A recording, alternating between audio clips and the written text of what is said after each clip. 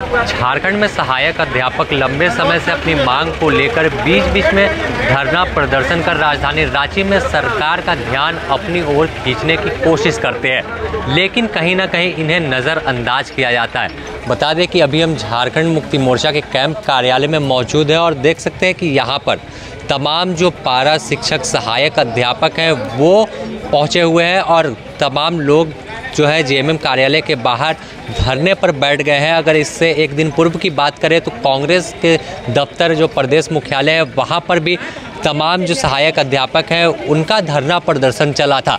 और आज जो तिथि निर्धारित की गई थी उसके बाद लगातार बारिश के बावजूद आप देख सकते हैं काफ़ी संख्या में तमाम जो सहायक अध्यापक हैं, बिहार सरकार जिस तरह से समायोजन बिहार के तर्ज पर दी है वैसा ही झारखंड में इसके अलावा एक सम्मानजनक वेतन की मांग कर रहे हैं। हम कुछ यहाँ पर सहायक अध्यापक हैं उनसे ही बात करते हैं। क्या कुछ आप लोग की मांग है?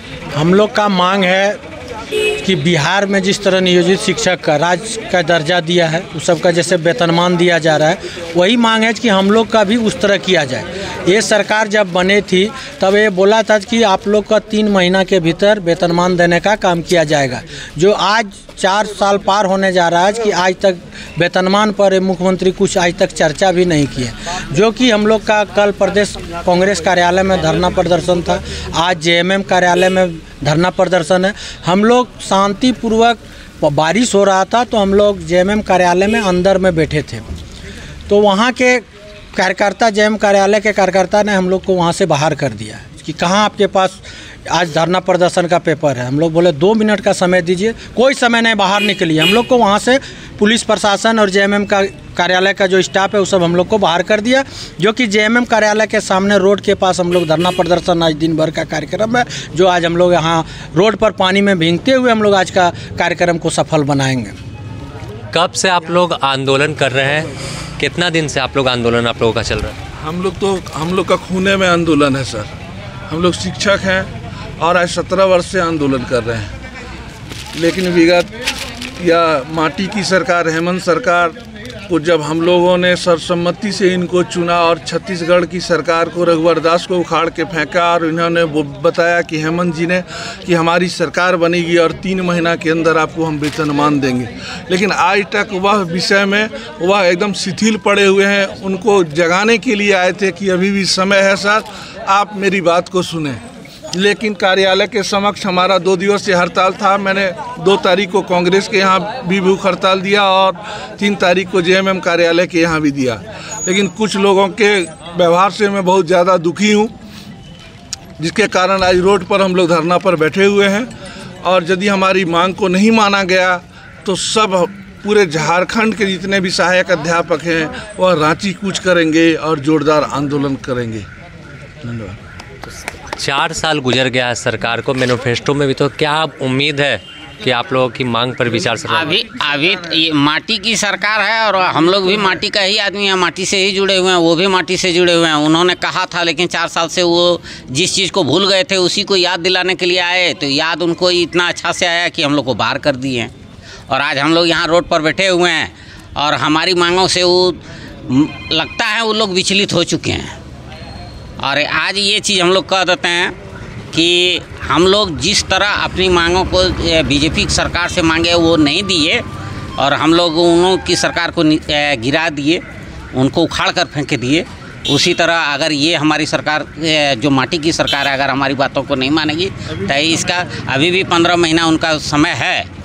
ये नहीं कर रहे हैं कि हम लोग उनका विरोध कर रहे हैं, लेकिन ये हम लोग आज बड़ी उम्मीद के साथ उनका माने सहयोग पाने के लिए आए थे। उनके हम लोग को आशा थी और आज जिस तरह का उनका व्यवहार रहा तो इस व्यवहार से हम लोग क्षुब्ध होकर थोड़ा हम लोगों को बहुत ही हम लोग के सम्मान को ठेस पहुंची है।